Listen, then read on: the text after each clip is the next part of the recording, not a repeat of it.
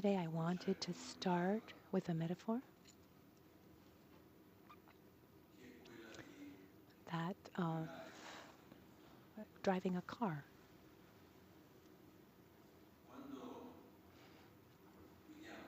When we drive a car, there's some aspects, there's some important aspects. One is that at the beginning it's not very easy. After a while it becomes absolutely natural. So when starts driving a car, one needs to be careful, here and there, the gears, etc. And after a while, when one has driven for many hours, at a certain point, it becomes practically natural to do all that. Another important aspect is that when we drive, one is going towards a place. It's going somewhere. One takes that tool of the car to go somewhere, go towards a place. And as we're driving, many things happen actually. The, the, the things that are happening to our left and our right, it's enormous. But our attention needs to be on the road, obviously, if we want to get to where we're going. Because if we start, as we're driving, if we start looking around, you won't have a good result. It won't turn out well. So it's fundamental that as we drive,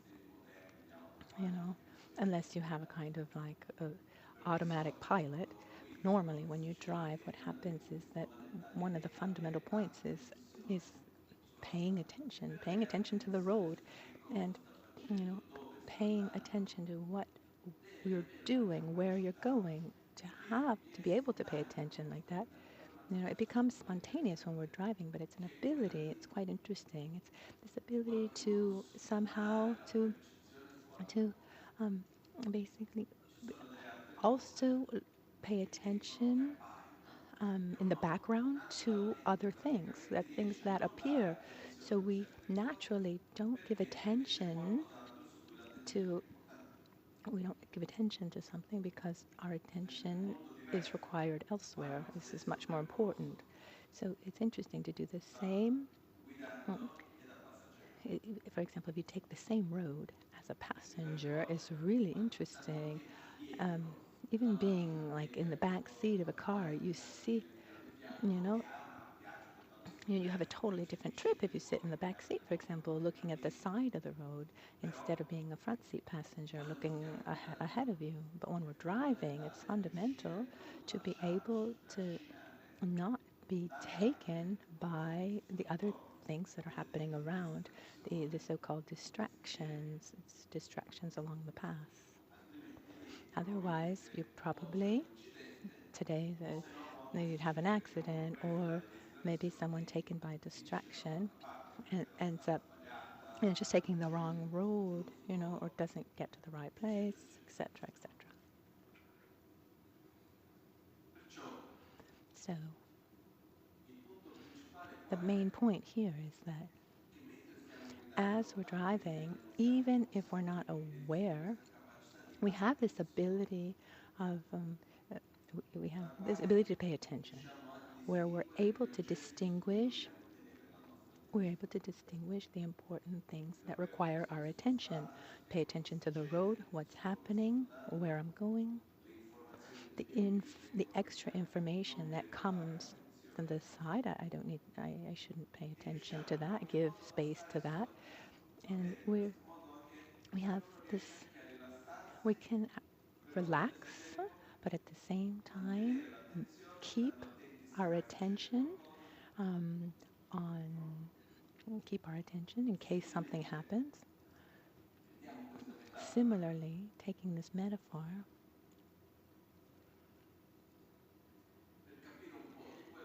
to to understand a little bit better the second of the six perfections. The second of the six perfections is called morality. Morality is not understood to be a kind of a list of rules of what you can do and what you can't do. Morality is our ability to we have once once we have understood after having chosen what is beneficial to me, what is harmful for me, this is part of ethics, then we take a commitment. We take a commitment to cultivate something, and we take a commitment to abandon something else. Morality, there are three types of morality. Gewa Sukhi Sutrim, Nechu Sukhi Sutrim, if I remember well, Semchan Shendu Chewe Sutrin. I don't, then the precise names, I remember them. I don't use them very often. They are the morality of doing virtuous things, the morality of abandoning non-virtuous things, actions, and the morality of benefiting others. But an important point here is that in our life, I mean, we are made up of habits. When we're in a situation, what speaks louder is not our knowledge, what we know to be true, but our experiences, our habits, you know, in front of reaction that we have. And if we just let ourselves be like this as time goes by in our lives, we're just going to reinforce what we already are. So our tendency is to either to repeat our existing habits or to have experiences that are so strong that they make us change our direction at a certain point. A certain habit brings us to having a very, very strong, experience, and that experience wakes us up to the understanding that we need to change our habits. Otherwise, the only alternative would be to gradually, with awareness, act differently from what our habit is. Something that is just absolutely not easy because they're habits. Along this process, though, it's really important to have clarity about where we want to go, because let's remember that morality is a tool. For example, when one needs to drive a car, is there a morality to follow? Are there things that one should do and not do to drive well? Okay, beyond the obvious morality of not driving over pedestrians. No, but there are some basic rules to drive safely. For example, you know, don't you know, watch what's going on next to you when you're, you know, don't turn your head around as you're driving. I don't know if it's happened to you or yourself. Have it happened to you, or maybe you're in the car with someone, where the person who's driving, this happened to me where I've been in the back seat, as a person in the front driving turns the head completely around to talk to me. No, that's dangerous. Keep your eyes on the road. There are certain things that one shouldn't do. Then the answer to, but it's it's disrespectful to talk to you when giving and showing you, turning my back to you. So, and then I answered, "No, you're driving. That's keep your eyes on the road." So, what happens if I don't follow these rules? you know, I need to follow these rules to get where I'm going safely. There's things that aren't negative, but in certain contexts, they would be dangerous. Along our path, our life path, a fundamental point that we've talked about many times, but it's also important to remember that the question to ourselves, where do I want to go? What do I want?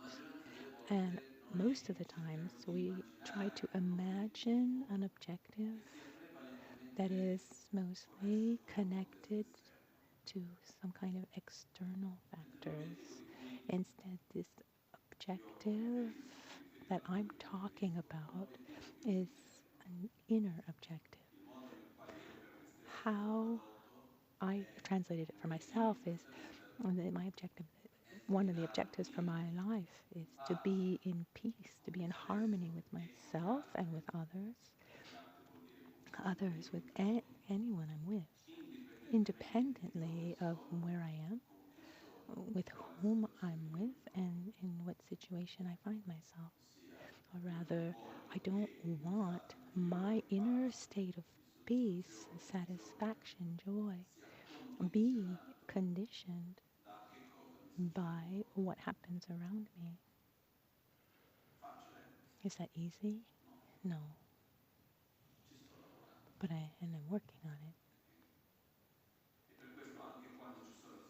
it. And when there are situations that are particularly difficult, it's a training. But it's a path, and I've set this objective. I am driving towards this this place. What happens if once we've set an objective, or just something we want? I want to read a book. I want to meditate. I want to talk to someone. You know, you know, even small objectives that we might set. I want to follow a diet, and whatever it is. What happens is as we're going towards that objective, you know, are there distractions? Are there interferences? Surely. The classic is, I want to take a diet, and once I commit to taking a diet, um, then every 2 out of 3 times I find myself in front of food I shouldn't be eating. At that point, what do I do? Oh, I, we apply that ability that we use when we're driving. I take all my focus away from those distractions, because if I start looking at the distractions, then I just lose my way. And what's important in this case is always going back to where I want to go. What am I doing? The importance of this. There would be the danger to do as Pete would do, our friend Pete. Many of you knew him. We lost him a few years ago. He was really a character in so many ways. But every time he would drive, he liked driving. The time it took to go to the same place was always different. Like Milan to Albagnano could be an hour and a half, or maybe 5-7 hours. And would ask him, what time did you leave? Oh, I left this morning. Well, why are you here so late? Because what he would do is he would take a road, and then at a certain point, he would read the name of he would read the name of a town that sounded nice, and he'd go and visit it. And he never wanted to take the same road to go to point A to point B. He was always looking for a different route. So sometimes a Milan to Albagnano, it would take 7 hours. So his objective wasn't to get there in a hurry. He was on the path, and he would, so, no, also when he would do this same, like going back to England, the trip could last 12 or 30. What would happen is if one doesn't have a great determination of getting somewhere, the danger is that, as you're going in that direction, you end up somewhere else. For this reason, what happens sometimes is that at the beginning, we set an objective. After some time, if we get a little tired, or we don't renew our commitment, and somehow that objective loses focus. It's there, but it's not really there. It's kind of an inertia of our intention. And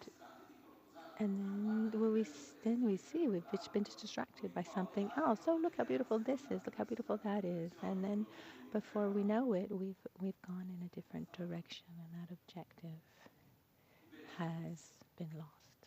Instead, when there's an important objective, it's not for nothing that we need to renew our objective.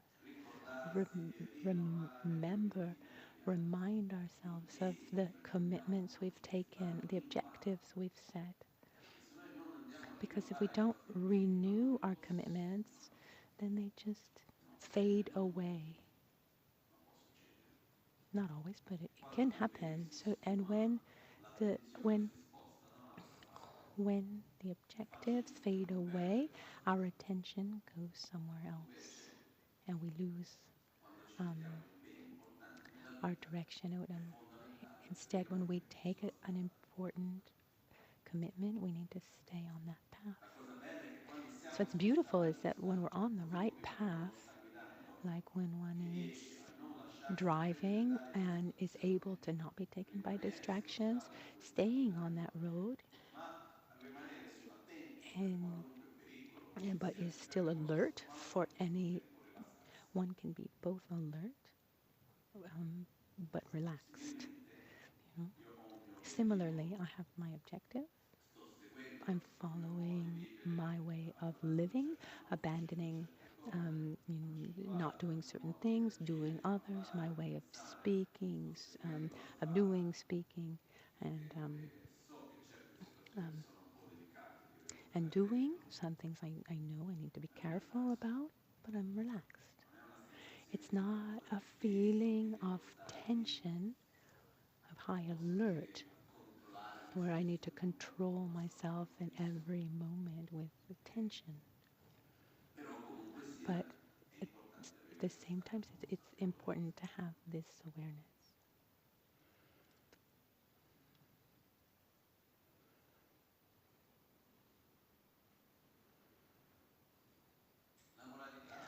Morality is said to be the basis, the foundation. In some cases,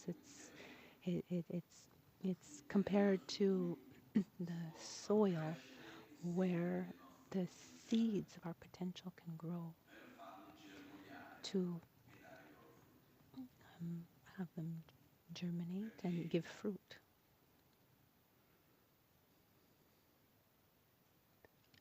Because we can transform ourselves in a certain direction only through interaction.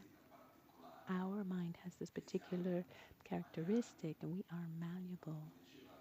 As like Geshe Chakawa said, the mind is full of defects, but it has a great quality. What you teach it, it will follow. It's like that for the mind and for the body. I remember the story of Joseph Pilates, who was the founder of this Pilates system. At a certain, it was really popular at some point. I don't know if it's still as popular.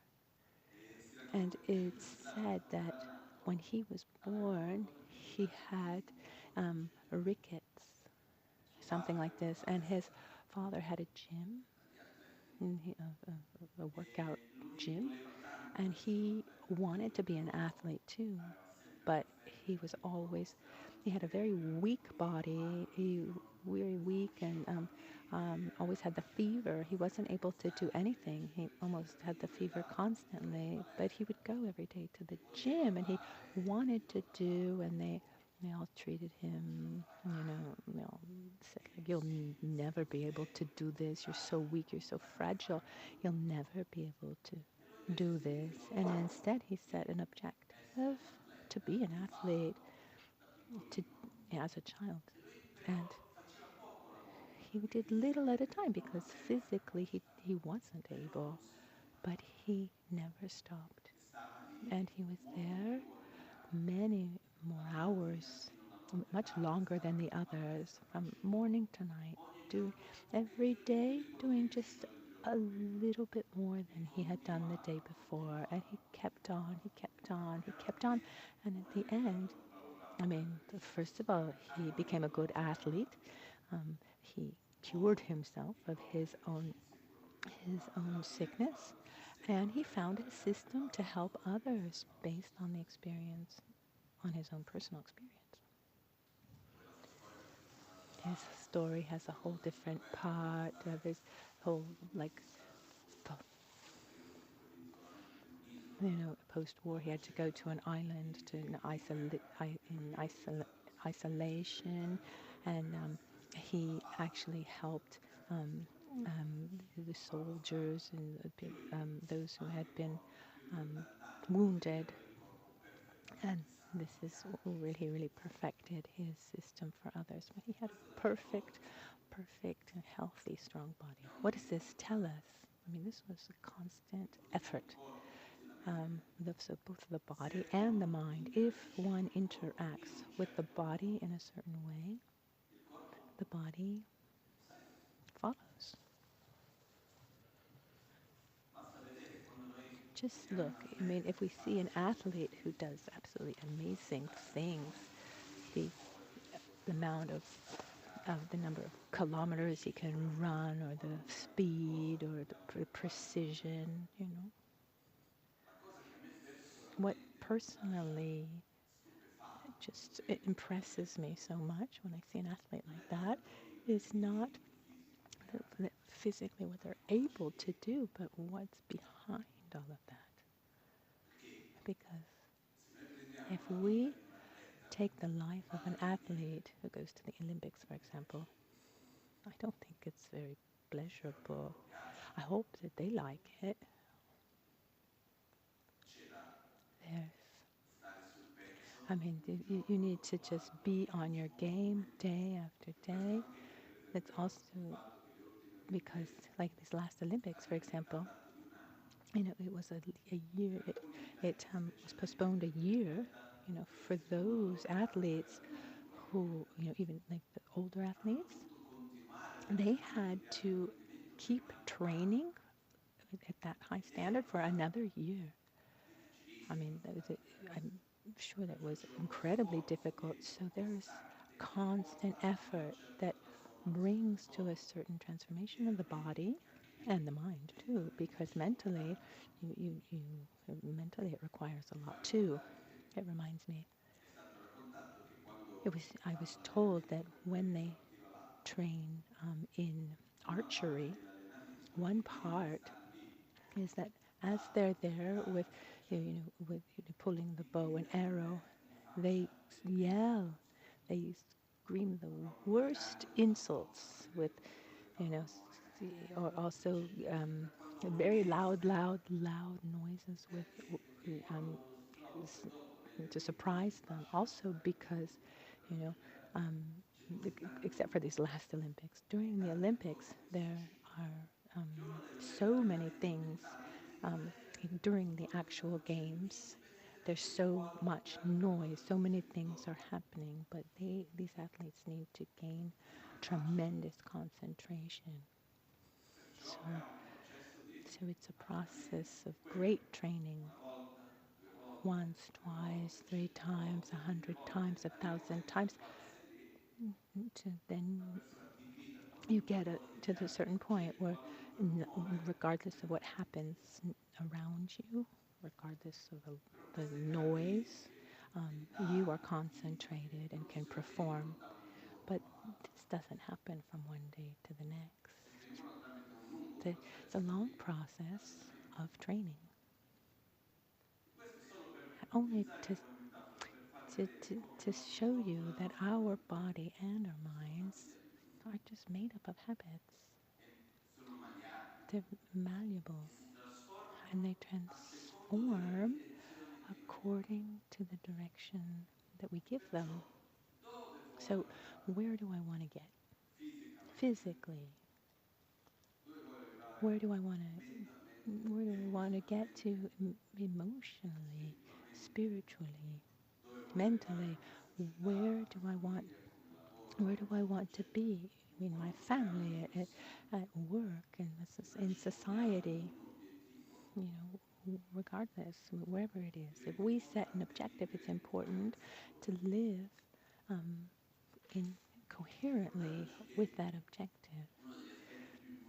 Let's remember that one of the most important aspects is that our body and our minds have this ability to transform according to the interaction and the direction we give.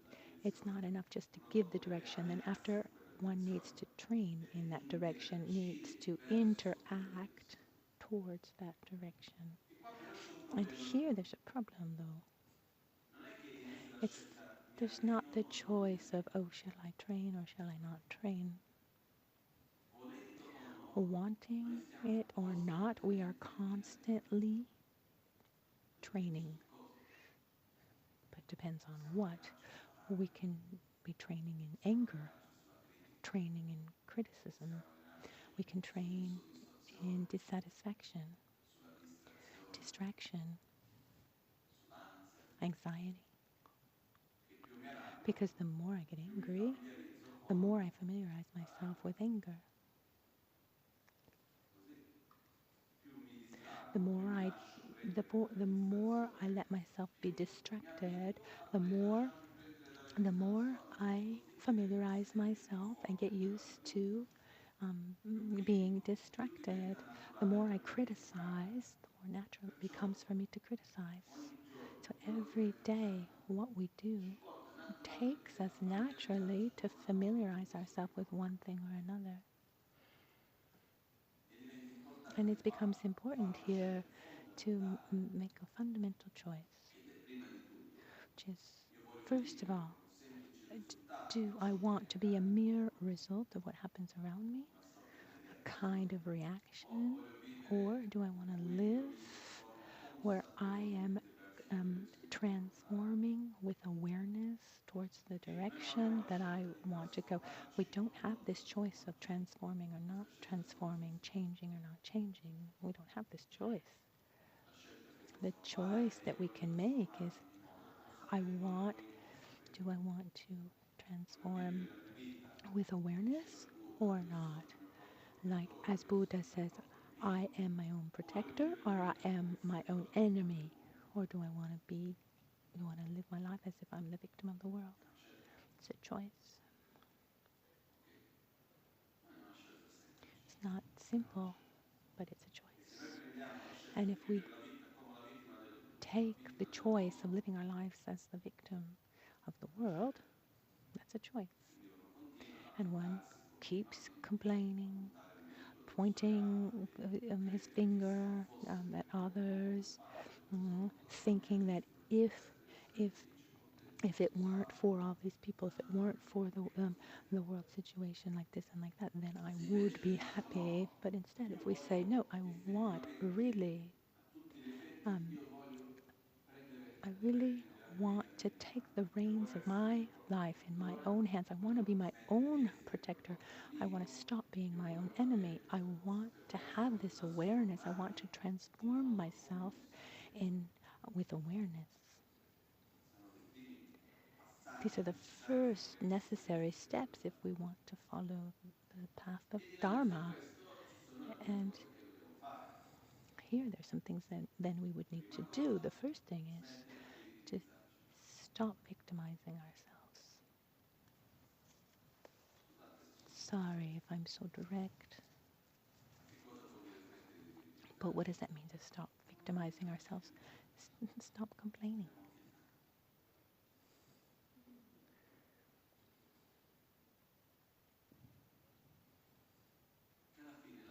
Because at the end, Here's a simple question. When one complains, do you feel better afterwards?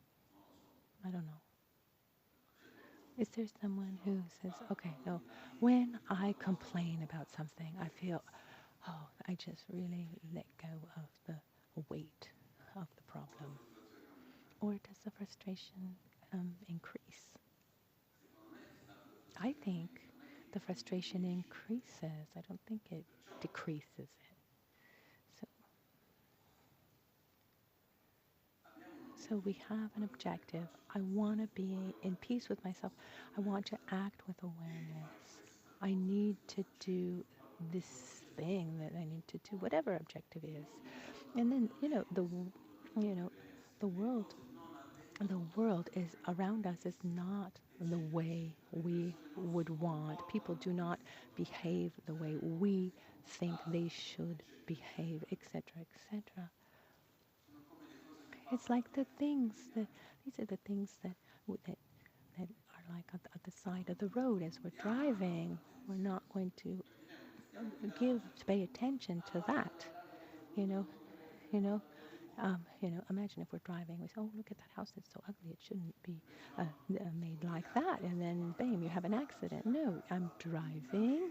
Okay, I see that house. I from the corner of my eye, I just let it go by, and I'm concentrated on the road. I'm driving.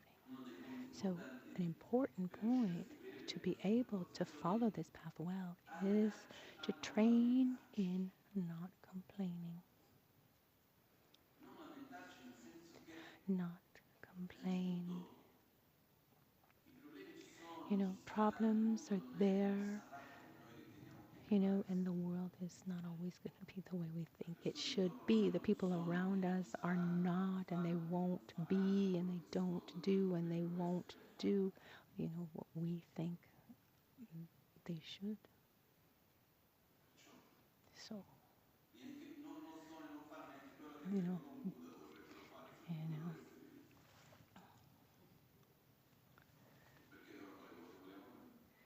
you know, they don't even do what a Buddha thinks that we should do. So why should they do what we think they should do? So it's complaining about them, people doing what we think they shouldn't do, or complaining that people are the way they are. It's like um, complaining that the sun doesn't rise in the west. I can spend my whole life complaining about that. And if I see someone who acts in a way that I don't think is correct, I shouldn't complain. I should see how I could interact with that person to help him or her act differently. Yes, you know, it's not, you know, you know. And then someone says, "Well, it's not up to me. It's not up to me to make that person act differently." Well, at that point, then be quiet. Then you know, then go and you stop complaining. Go and put your attention somewhere else. I mean, there's so much to do in life. You know, otherwise, the more we complain, the more we're going to create a culture of dissatisfaction, deep, profound dissatisfaction. And a fundamental point along the Dharma path is to not victimize oneself. Danye, danye, going, danye, danye, drawing. To be your own protector, um, be your own, you are your own protector, you can be, you are your own enemy. Other things, these are just like the distractions as we're driving. For example, I want to I want to remain calm, I want to be satisfied, I want to stay I want to be in harmony with myself. So many things, so many, there's so many, there's so many potentials for distractions and interferences. what do we do with these potentials? These potential obstructions. It's like when we're driving, we just let them go by. We just keep our eyes on the road. Otherwise we constantly are stopping the car, turning around, looking at what's going on, as Shantideva said in the Bodhisattva Charvatara. What's more important to you, your inner peace or what other people think of you? And the rhetorical answer is, oh yes, inner peace. And then he answers, and why do you lose it when someone speaks ill of you? Because it isn't, because that becomes more important than your inner peace, when instead it shouldn't be like that. We need to train in what's important, to wake up in the morning and see that that day that we have in front of us is a day for training. It's a training for what? Patience, respect, gratitude, peace, concentration. Just choose one. You don't need to do them all. But it's a training. It's not simply, to facing something. Sometimes I feel like one wakes up in the morning and just sees the day ahead as a kind of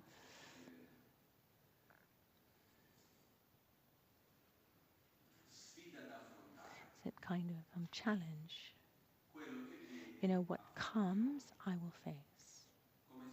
As if one needs to go towards somewhere, go towards a situation, and I'm going to adapt myself to what happens, and I need to resolve this problem, I need to do this, I need to do that. And so we wake up in the morning and we're going towards a kind of external challenge. We need to do this, we need to do that. No, can be like that a little bit, but nothing takes away the fact that as when we're awake, uh, when we're training, we're training in one way or another. So I wake up in the morning and I say, what's my priority today? Beyond the fact that I need to do this, that, and the other. I need to go here, go there. I need to meet this person. All the various things that I'll have to do, which is fine. But what's my training for today? What am I training in? Well, today, I want to train in generosity. So I am careful during the day.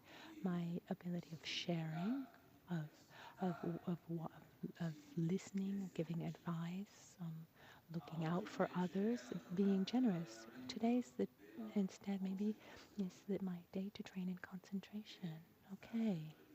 Be careful of the distractions. Bring our attention to our present moment. Speak when you're speaking. Eat when you're eating. Be present in the present moment. Have awareness in that. No, today's the day to train in gratitude. So I'm not going to complain. I thank.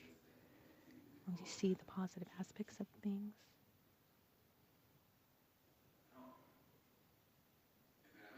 But it's really important to have to train with awareness and not just to train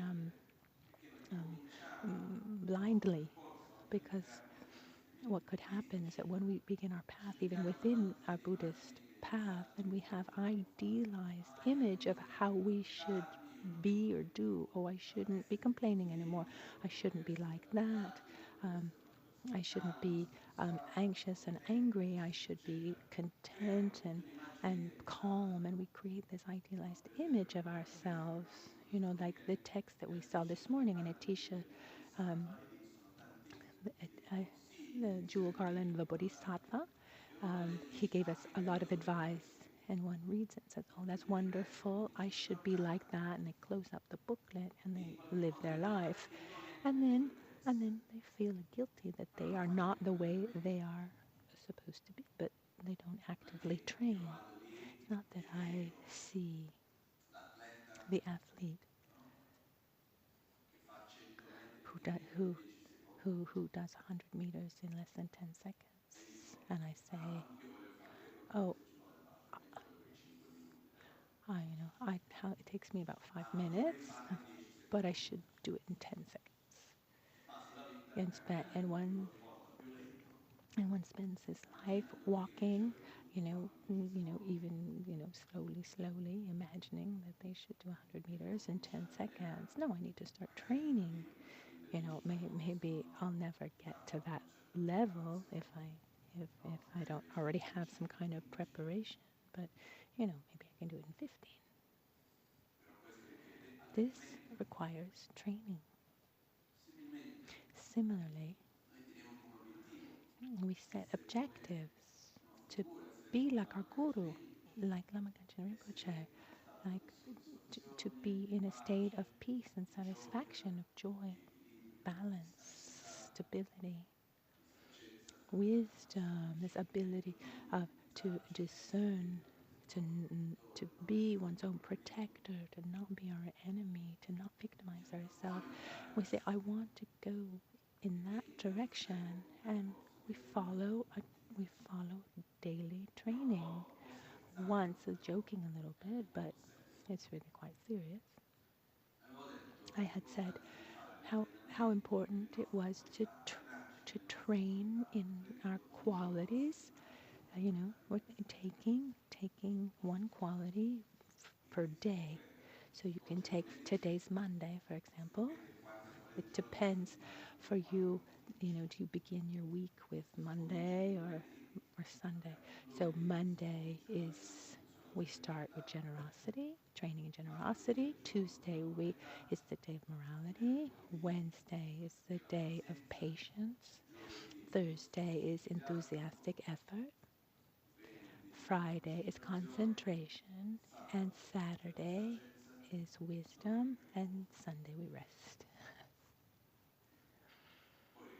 Let's remember that based on this training, there's always love and compassion that we should be training in. If one is able to take the days and specifically dedicate them for one aspect or another, it makes a difference. So have this awareness, of this concept of training. It's Jong in Tibetan, Lo Jong, in mind training. This is it means that we are acting with awareness in a way that doesn't come to me spontaneously, but that is beneficial. And I work on it until it becomes spontaneous. And this training is made up into 3 parts. Of the training in avoiding harmful things, the training in doing beneficial things, and the training in helping others. These are 3 fundamental points. So I invite you to, with awareness, take commitments and train with awareness by choosing one day of the week to do a different training. Because if you think you're going to train in generosity for a long time, then after a while you lose the intensity. In today's world, it's a little bit like this, and it's not like that for everyone, but generally speaking, it can be like this. So it would work better, I think, if we had a specific commitment. So I take, a maximum a week at a time. Of course, if I do generosity today, if today's my day to train in generosity, I'm particularly careful to work on generosity, and then and the next day is morality. But I don't let go of also training in generosity. I mean, with less intensity, but it's still there. And in this way, we go on. So what are what what are the our aspects that are not positive, like complaining, for example? Let's try to do something. Today's Monday. Like one takes a vow. So from today until next Monday, I am not going to complain.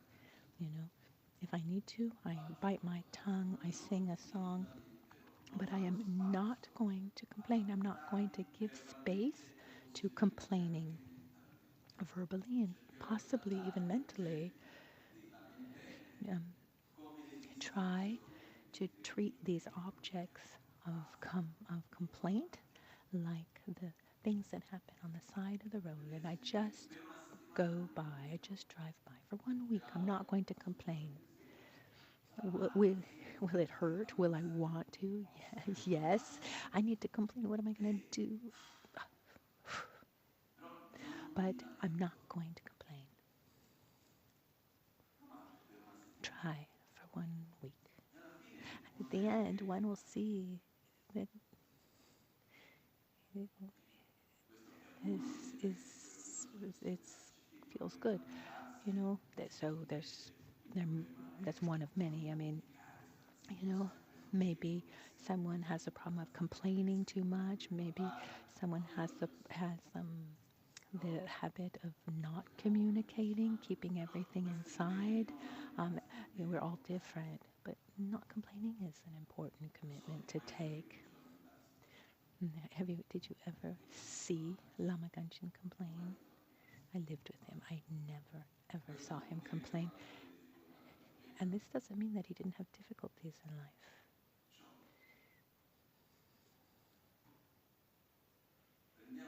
So let's take commitments and remember that when we wake up in the morning, when we're faced with every new day, it's a training. I need to train in satisfaction and generosity. I need to train in concentration, in love, in respect, in gratitude.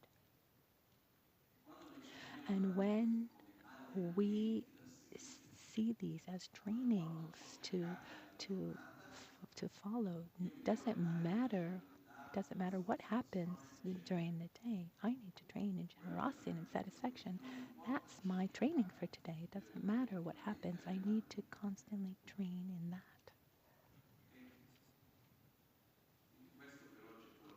That's what I wanted to share with you today. It's called, this is the perfection of morality, our ability to abandon what is harmful, cultivate what is beneficial, and help others, and take the and our ability to take commitments. Our dedications. Chinma chochur grapata to santampe to nesasu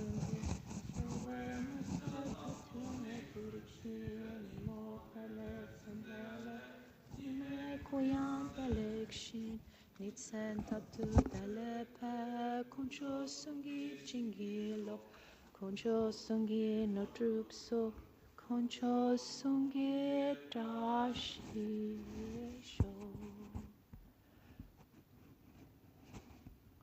At dawn or at dusk, at night or midday, may the three jewels grant us their blessings. May they help us to achieve all realizations and sprinkle the path of our lives with various signs of auspiciousness. Tashidile, have a good day.